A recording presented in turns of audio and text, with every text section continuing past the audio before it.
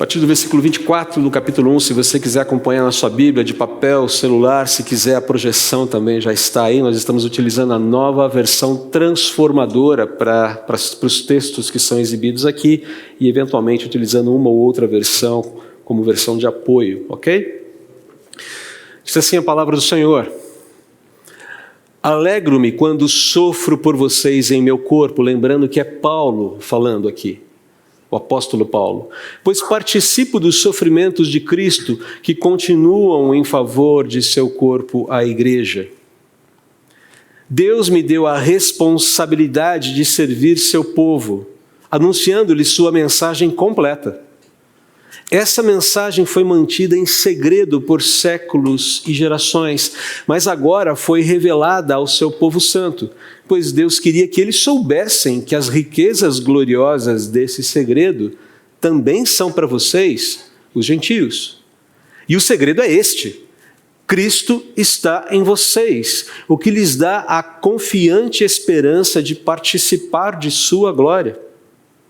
Portanto, proclamamos a Cristo, advertindo a todos e ensinando a cada um com toda a sabedoria, para apresentá-los maduros em Cristo. Por isso trabalho e luto com tanto esforço na dependência de seu poder que atua em mim. Quero que saibam quantas lutas tenho enfrentado por causa de vocês e dos que estão em Laodiceia, e por muitos que não me conhecem pessoalmente. Que eles sejam encorajados e unidos por fortes laços de amor e tenham plena certeza de que entendem o segredo de Deus, que é o próprio Cristo. Nele estão escondidos todos os tesouros de sabedoria e conhecimento. Repito, nele estão escondidos todos os tesouros de sabedoria e conhecimento. Eu lhes digo isso para que ninguém os engane com argumentos bem elaborados. Pois, embora eu esteja longe, meu coração está com vocês. E eu me alegro de que estejam vivendo como devem e de que sua fé em Cristo seja forte.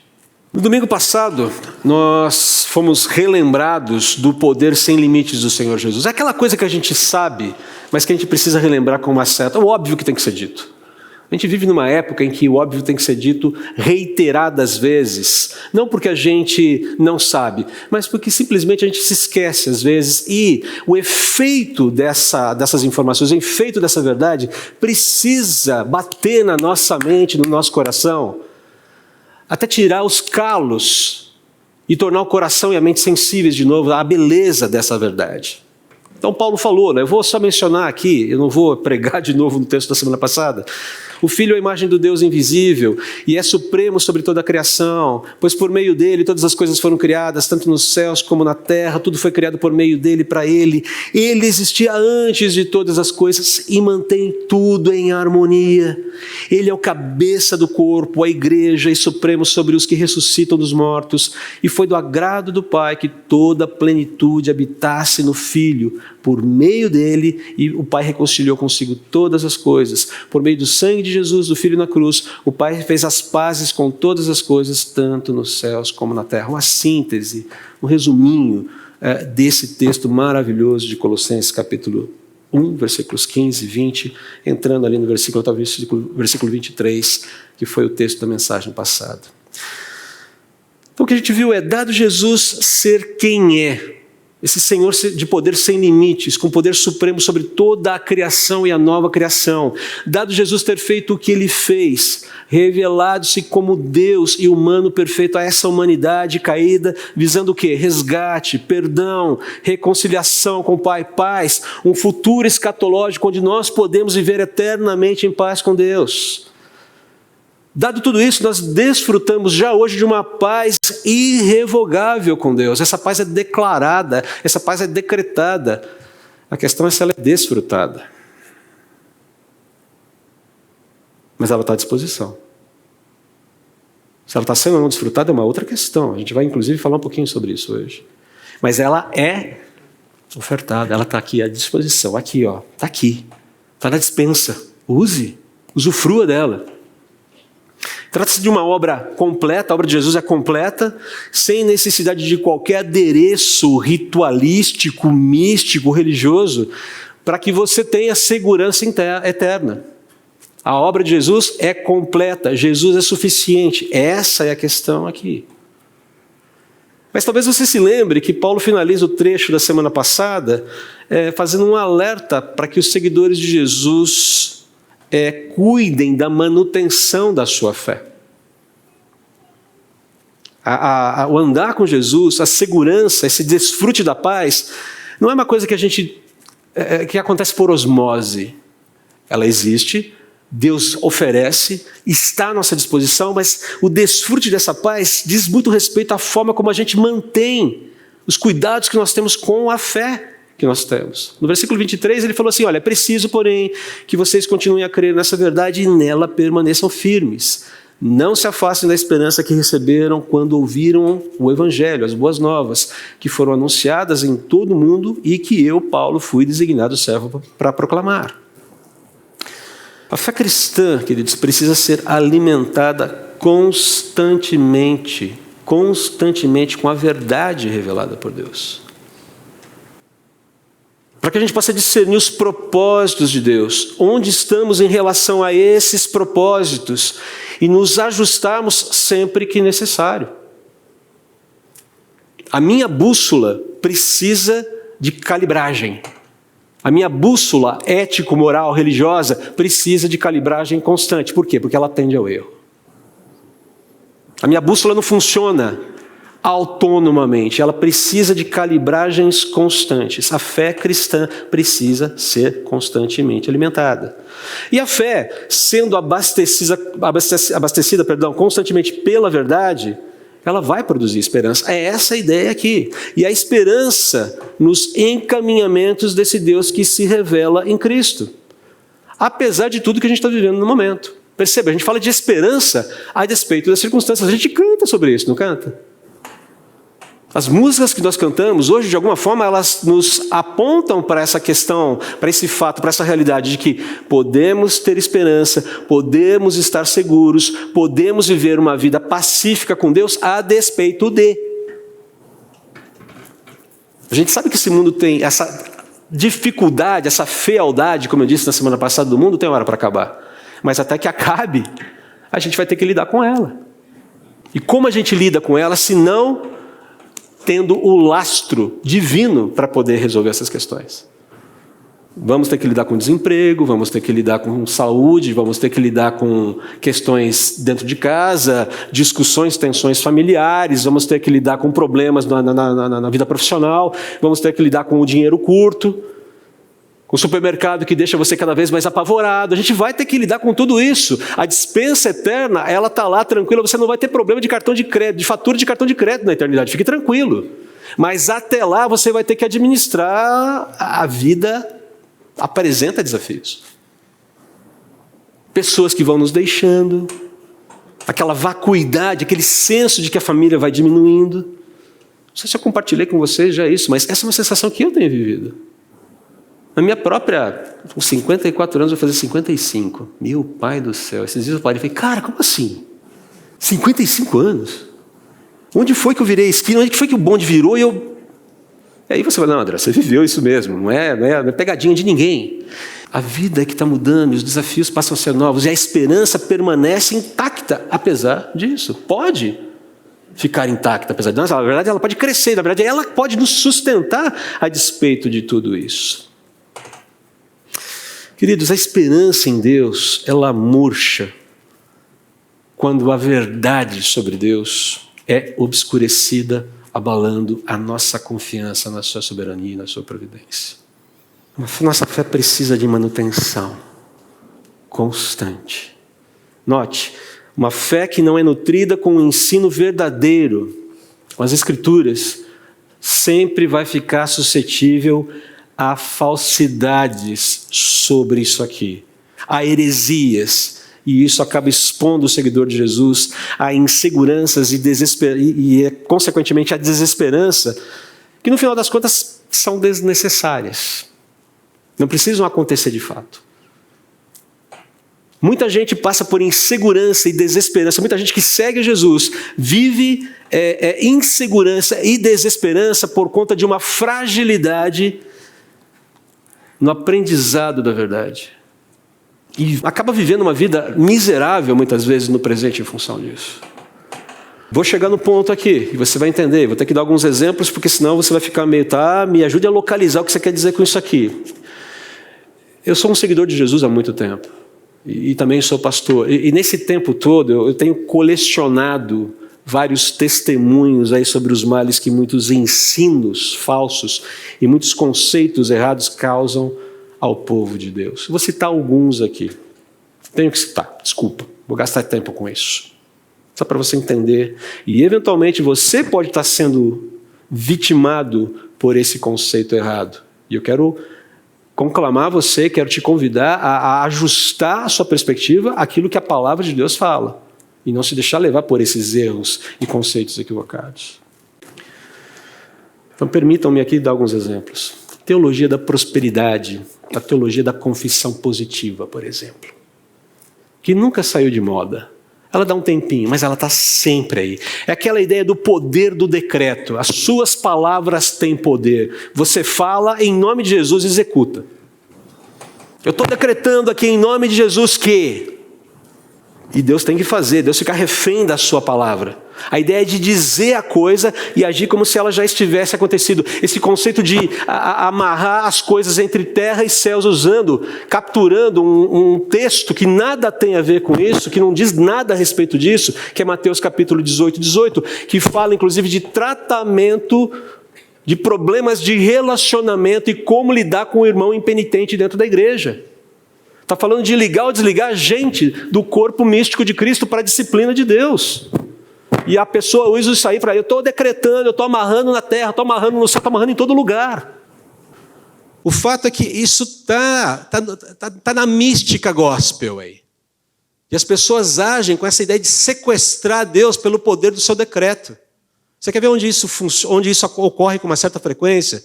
Causando danos, mas danos profundos à alma das pessoas. Decreto de curas. Deus me revelou que você vai ser curado. Que você não... E fala. Que a palavra do Senhor está vindo aqui. E, irmão, você será curado do seu câncer. Irmão, você será curado... Enfim, claro que Deus pode curar. Não há dúvida sobre isso. O poder de Deus é imenso, é supremo. Ele pode alterar qualquer situação na vida de uma pessoa a seu bel prazer, segundo os seus propósitos. Ninguém nega isso. Mas isso não significa que ele tem a obrigação de curar. E que ele vai curar. Até porque a cura definitiva é a cura do pecado, não é verdade? E quando a cura não vem? Sabe qual é a explicação? O enfermo não teve fé. A família do enfermo não teve fé.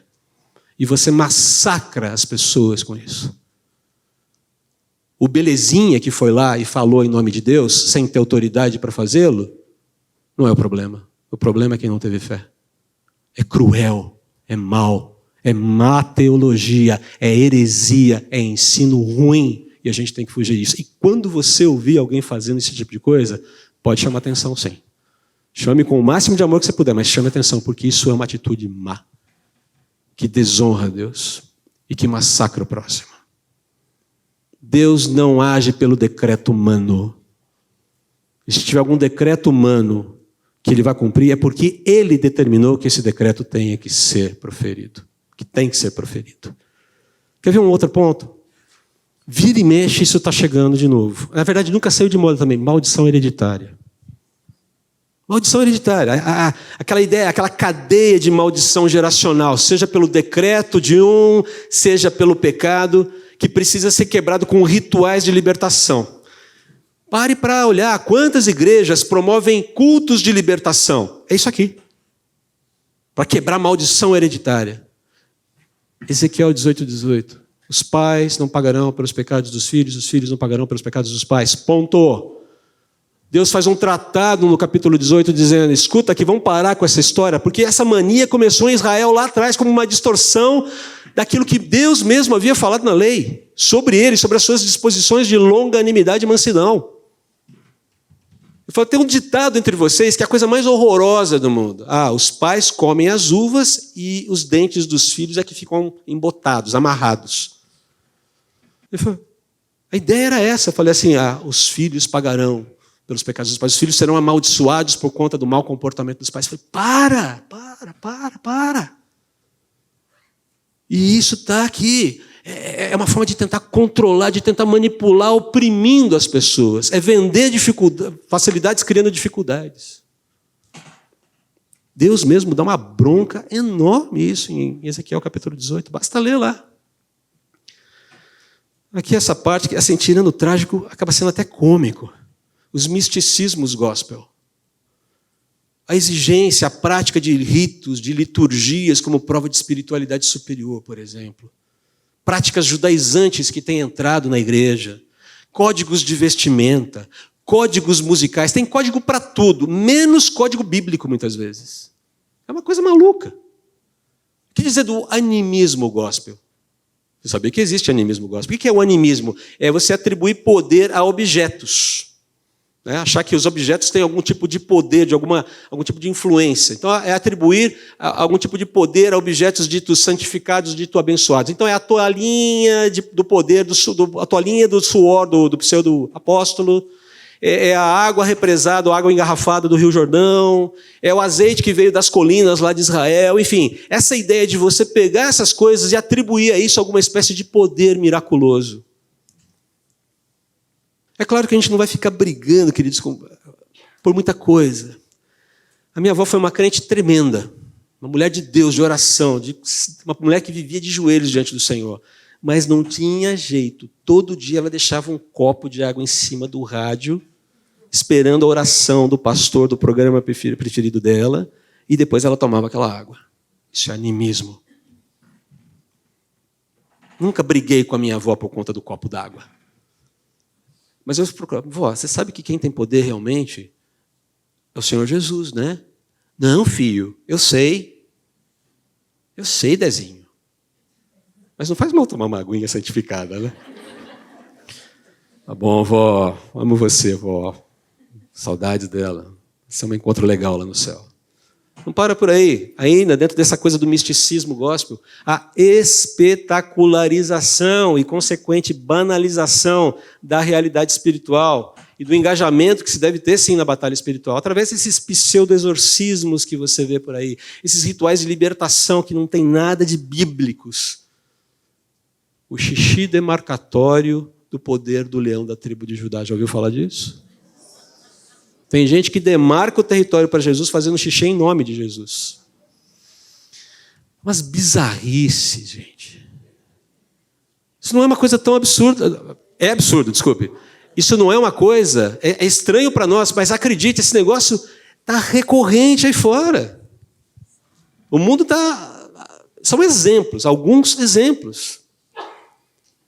A busca pelo êxtase espiritual através de experiências extraordinárias. É o dente de ouro. Já ouviu falar do dente de ouro?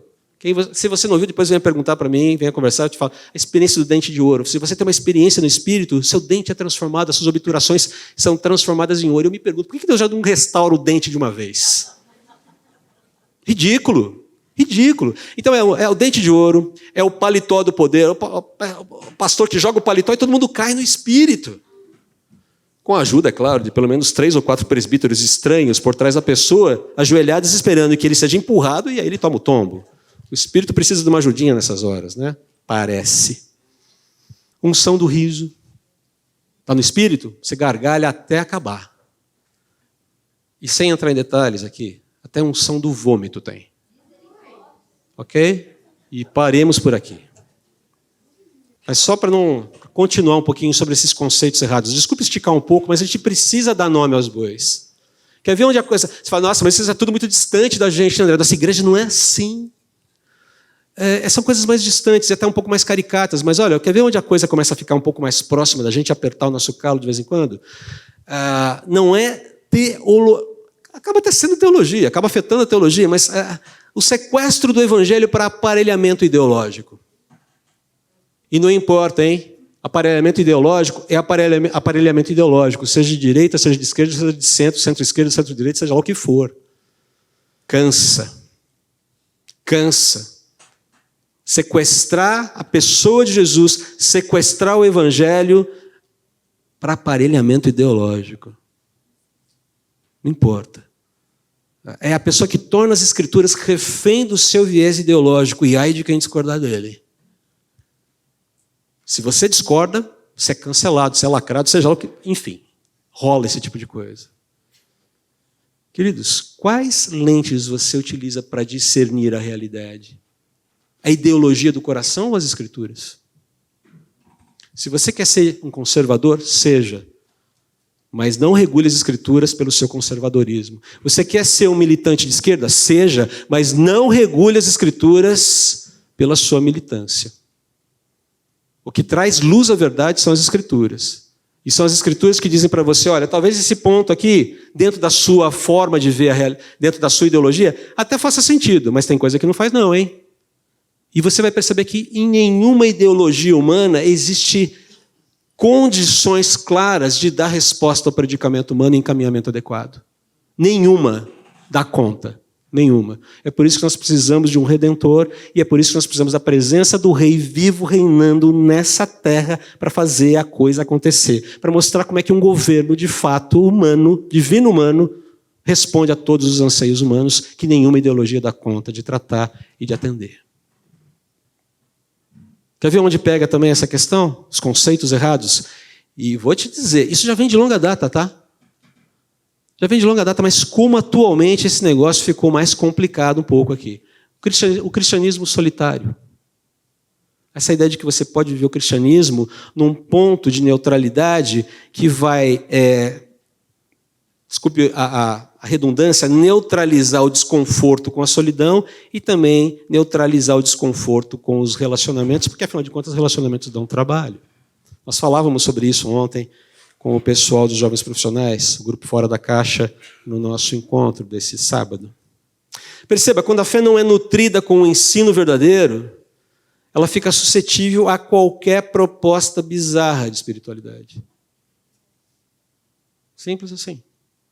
Daí o alerta de Paulo para que o seguidor de Jesus não se afaste da esperança que ele recebeu quando ouviu as boas novas.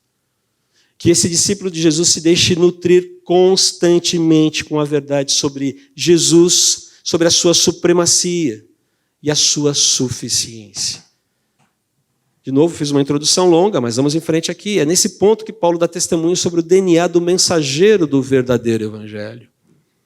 E a gente precisava dar essa explicação, essa ajustada, esse pano de fundo para entender o que ele está propondo aqui.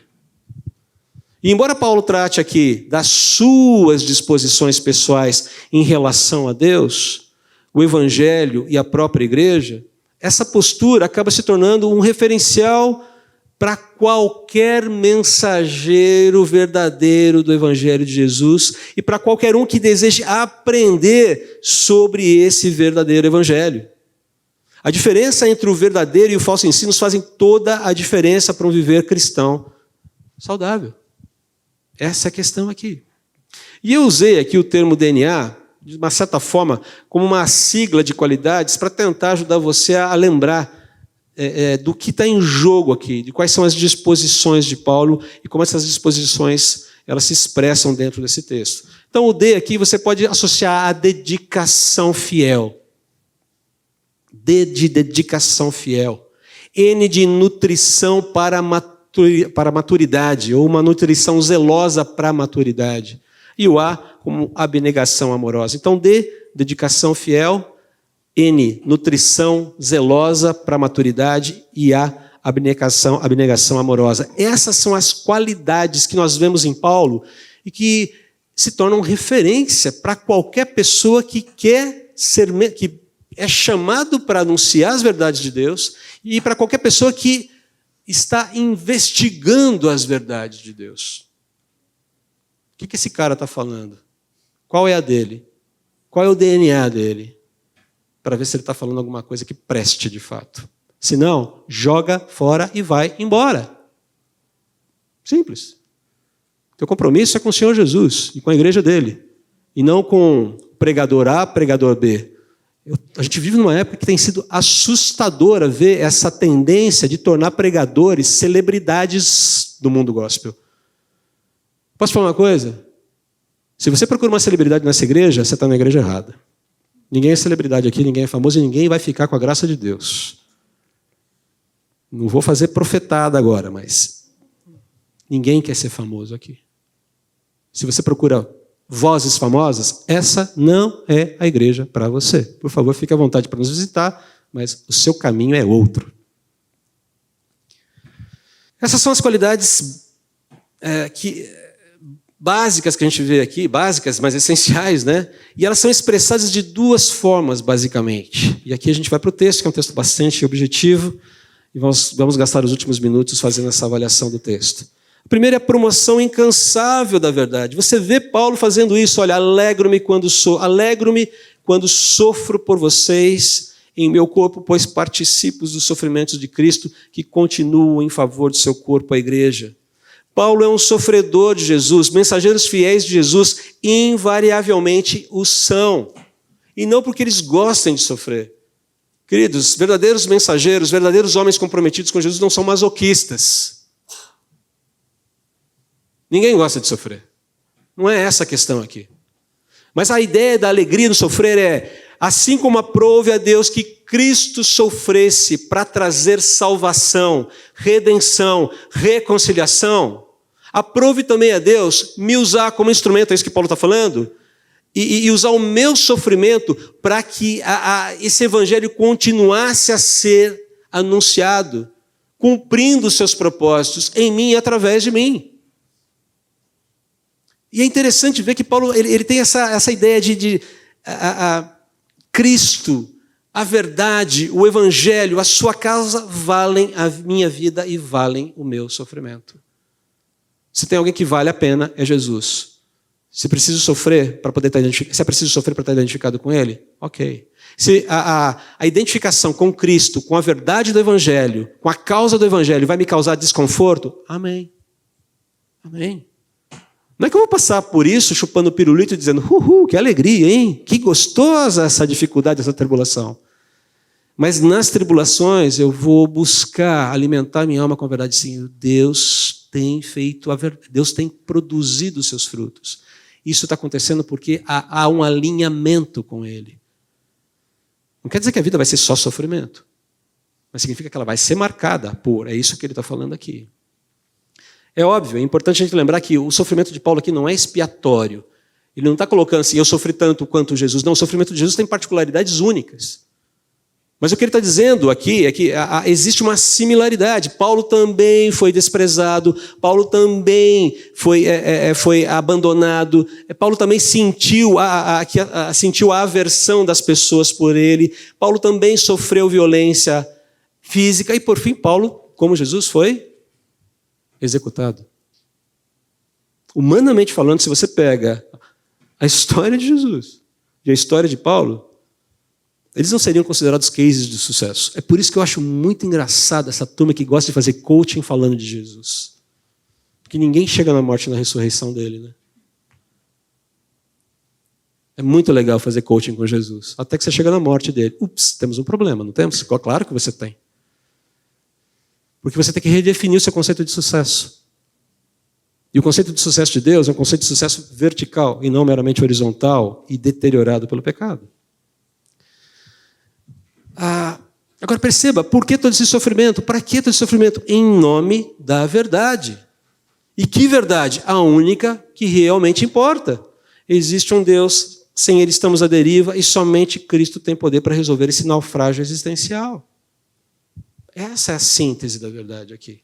Perceba como Paulo continua aqui. Deus me deu a responsabilidade de servir. A ideia de cuidar, a ideia de zelar, de ser cuidador do meu irmão, do rebanho de Deus. Serviço diz respeito a você se engajar pensando nos cuidados que você tem para o outro. Os cuidados necessários para o outro.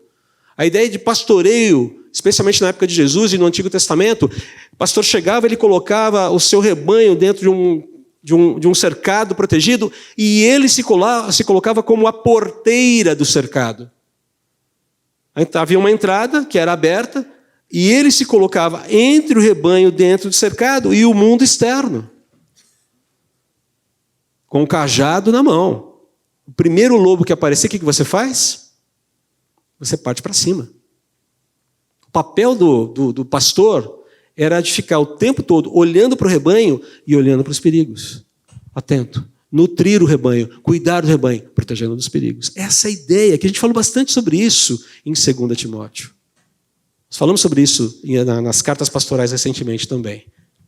Mas perceba, essa é a dinâmica que é servir o seu povo. Perceba, é propósito de Deus. De que forma? Anunciando-lhes sua mensagem completa. Perceba, a mensagem é completa, não é mensagem incompleta, não é mensagem adulterada, não é mensagem ajustada, não é mensagem relida, não é mensagem atualizada. É uma mensagem completa que já foi dada. E qual é o conceito, qual é a construção dessa mensagem? Ele vai deixar isso muito claro aqui. Essa mensagem foi mantida em segredo por séculos e gerações. Durante o tempo, Deus foi dando dicas do que ele iria fazer. Ele foi dando informações crescentes, progressivas de quais seriam os seus movimentos. E essa informação vem à tona completamente no melhor momento da história em Cristo. Jesus encarna quando encarna, porque dentro da realidade humana, aquele é o melhor momento para que haja difusão do Evangelho. Antes disso não seria possível. É curioso que Deus trabalha com a própria progressão da história humana para fazer a sua vontade acontecer. Por que Jesus não veio antes? Porque o Evangelho não se espalharia como se espalhou. Paulo já falou que o mundo todo já está ouvindo o Evangelho aqui. Isso que se chama plenitude dos tempos. Essa ideia de, no momento certo, Deus entra na história, cumprindo todas as promessas redentivas, se apresentando como a solução para o dilema existencial do homem. Falando, olha, estou aqui, o problema está resolvido. E essa mensagem espalha como fogo no capim seco. É sensacional isso que está acontecendo aqui. Paulo falou, olha, ficou guardado.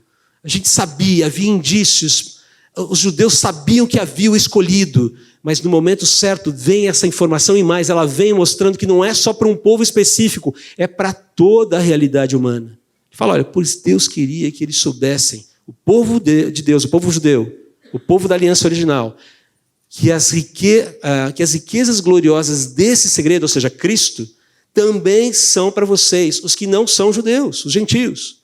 E aí ele fala, e o segredo é esse: Cristo está em vocês, ou seja, vocês fazem parte da família de Deus. E é isso que sustenta a esperança de vocês participarem da glória do Senhor quando Ele voltar. É isso que sustenta a realidade de vocês até a volta de Jesus. E mais, é o que vai impulsionar vocês para dentro do reino dele quando ele estiver aqui. Essa é uma informação importante, porque havia algumas ideias de que se eu não aderir a um determinado rito, a uma determinada forma de agir, a um determinado procedimento que vem de uma determinada etnia, eu não entro na família da fé, eu não sou alcançado pela graça. Nós falamos a semana passada, havia uma conjunção, nós vamos ver isso mais para frente, havia uma conjunção de confusões teológicas ali que mesclavam ritos religiosos judeus e ritos pagãos, e essa turma do falso ensino estava oprimindo os cristãos, dizendo, se vocês não fizerem isso, se vocês não observarem aquilo, se vocês não caminharem dessa forma, vocês não são salvos e a esperança em vocês, fica meio manca, hein? Toma cuidado. E ele fala, não, vocês já estão em Cristo, entenderam? Deixe que essa verdade liberte o coração de vocês dessas amarras pseudo-religiosas. Vivam em liberdade, é óbvio, liberdade sem libertinagem, claro. Vivam nessa liberdade, celebrem essa liberdade, cantem essa liberdade, sorriam para essa liberdade, divulguem, anunciem, testemunhem essa liberdade, sobre essa liberdade. E Paulo continua aqui. É por isso que nós proclamamos a Cristo. E como é que você proclama Jesus? Além de falar, olha, Jesus existe, ele vai voltar. Olha só, advertindo a todos. A advertência a todos diz respeito. Querido, existe um Deus e você precisa se entender com Ele. Mas na sequência ele fala também de ensinando a cada um com toda sabedoria para apresentá-los maduros em Cristo. Então diz respeito a dar testemunho à realidade humana, ao predicamento humano sobre esse Deus e sobre as suas soluções. Mas também trabalhar para a edificação de cada seguidor de Jesus, para que eles sejam apresentados maduros, ou seja, para que o viver da fé seja um viver maduro, operoso, bonito, legal, bacana, se você quiser usar o termo. Porque é possível. Porque Deus quer que seja assim. Deus não quer filhos se arrastando pela vida. E isso não é discurso da teologia da prosperidade, não. Deus quer filhos que vivam a existência cristã, lidando com seus sofrimentos, mas com essa esperança vívida, renovando seus corações dia após dia. O Senhor Jesus venceu, Ele volta, o mal será julgado e nós viveremos eternamente com Ele, amém? É essa verdade que tem que ser recapturada o tempo todo. E ele fala, por isso trabalho e luto com tanto esforço. Perceba, há esforço sim, há luta sim, nesse processo de advertir a todos sobre a realidade e ensinar cada seguidor de Jesus com a devida sabedoria, visando o bem desse seguidor de Jesus, apresentá-lo maduro, para que ele tenha uma vida cristã, para que ele tenha uma jornada com Deus consistente. Dá trabalho. Dá trabalho. E eu vou te dizer uma coisa, é o melhor trabalho do mundo. É o melhor trabalho do mundo. Vem os cabelos brancos, vem as rugas, vem as faringites da vida, você fica falando com voz de patufanho por 3 semanas. Mas é o melhor trabalho do mundo. Desculpe quem não tem esse trabalho, Murad. Quer dizer, você agora é um presbítero, você está nessa agora. Não tenho saudades da minha época de designer, e eu amava o que eu fazia. Mas eu amo o que eu faço hoje. Porque a semeadura é para a eternidade. Qual é a semeadura? Vocês. Vocês são o meu tesouro de glória diante do Senhor. E eu não falo isso com prepotência, eu falo isso com alegria. Vocês são o meu tesouro de glória diante de Deus. Vocês são o tesouro de glória do Cláudio Duarte. Novas gerações, a igreja, o tesouro de glória do David, da Evelyn, da equipe ministerial do presbitério, de cada líder de PG. Vocês são o nosso tesouro de glória. Percebe a importância disso? E de lutar por isso aqui, de se deixar gastar por isso aqui, de gastar por isso aqui. Fique muito atento a quem vende toalhinha com suor para você. Porque ele não está lutando por você, ele está lutando por ele mesmo. Lutando não. Está debochando de você em favor dele mesmo. Mas Paulo continua, segundo ponto aqui. Segunda forma de expressar esse zelo, esse cuidado, como essas características, o DNA de Paulo se manifesta. Essa defesa zelosa da lealdade dos crentes em relação ao seu Senhor. Olha só o que ele fala, quero que saibam quantas lutas tenho enfrentado por causa de vocês. Ele não está aqui fazendo uma acusação. Ele está falando assim, eu me engajo para que vocês se tornem cada vez mais aptos a viver uma vida leal. Está falando pelo pessoal de Colossos, está falando com o pessoal de Laodiceia, e está falando, olha, e por muitos outros que ainda não me conhecem. Então percebam, essa turma de Colossos não conhecia Paulo ainda. Mas todo esse engajamento ministerial, esse engajamento pelo Evangelho diz respeito à totalidade do reino de Deus. É óbvio que a nossa preocupação primária é a comunidade batista em Moema. Mas quando nós trabalhamos como ministros do Evangelho, nós queremos o bem do reino de Deus, do povo de Deus ao redor do mundo. É por isso que nos envolvemos com missões, é por isso que nos envolvemos com a sociedade, é por isso que apoiamos missionários, porque você entende que há uma capilaridade com a qual você tem que estar envolvido. Nós não vivemos só para nós mesmos e para o culto de domingo. O culto de domingo é um elemento da nossa vida com Deus. E ele continua, o esforço dele, para que todos esses seguidores de Jesus sejam encorajados na caminhada cristã, unidos, em torno do mesmo propósito. E ele fala pelos fortes laços de amor. E aí vem um outro ponto aqui. E tenho plena certeza de que entendem os segredos de Deus, que é o próprio Cristo. Essa ideia de que eu estou naquilo... Quando a gente... Plena certeza de que entende, diz respeito. Eu sei em quem tenho crido e estou certo que é poderoso para guardar o meu tesouro até o dia final. Essa ideia aqui. E ele faz aquele versículo que nós repetimos aqui, né? Nele estão escondidos todos os tesouros da sabedoria e do conhecimento. Não adianta, se você buscar qualquer espécie de resolução para as suas inquietações da alma, fora de Jesus, fora de Deus, você vai encontrar alguns preenchimentos temporários, ocasionais, enfim, mas você não vai dar conta de lidar com todo o problema. Nenhuma filosofia dá, nenhuma ideologia dá, nenhuma proposta dá.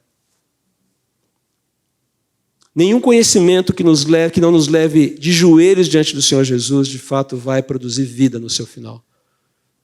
Pode fazer uma bela cortina de fumaça. Mas no final, ips. Começou bem, hein? Mas terminou mal. E ele vai terminando dizendo, eu lhes digo isso. Estou te dizendo tudo isso para vocês, para que ninguém engane vocês com argumentos bem elaborados. E bem da verdade, queridos. Hoje em dia, nem argumentos bem elaborados mais são necessários para enganar alguém. Basta você jogar uma isca, fisgar o coração da pessoa, entender qual é o afeto do coração da pessoa que você pode fisgar. Você joga lá, pá! Não precisa ser bem elaborado. A pessoa cai, porque ela quer ouvir aquilo. Existe uma demanda por ouvir aquilo que se quer, não por aquilo que se precisa. Isso é uma realidade.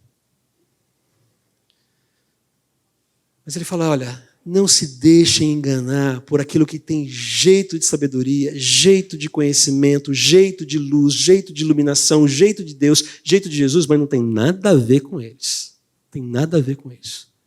Fiquem atentos. Fiquem atentos. É por isso que eu me esforço. Para que vocês fiquem atentos, para que vocês fiquem ligados. E ele fala uma coisa muito interessante, que pois, embora eu esteja longe, meu coração está com vocês, e eu me alegro que estejam vivendo como devem e de que sua fé em Cristo seja forte. Essa ideia de que a alegria de um verdadeiro mensageiro de Deus, um verdadeiro mensageiro do autêntico evangelho, é ver as pessoas progredindo na sua fé, caminhando bem com Deus, firmes com Deus, fortes com Deus, próximas de Deus. Essa é a grande alegria de qualquer mensageiro do evangelho. A esperança no Deus que se revela murcha quando a verdade é obscurecida, abalando a nossa confiança em sua soberania e providência. Mas o contrário disso também é verdade. A esperança no Deus que se revela floresce quando a verdade é esclarecida, fortalecendo a nossa confiança em sua soberania e providência. Nós vamos cantar uma última música agora, quero já convidar o pessoal do louvor para vir agora, para cá. Mas fica o alerta aqui, né? Qual é o DNA dos mensageiros que você ouve? Qual é o DNA dos mensageiros que você ouve?